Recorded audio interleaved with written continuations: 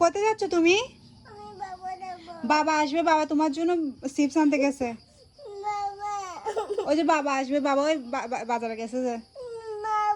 আসো আসো, ভিতরে আসো, ভিতরে আসো। যাইও না, যাইও না, শোনো কথা, শোনো মা, এদিকে আসো, মা কাছে ফিটা দিব যে কিন্তু একদম।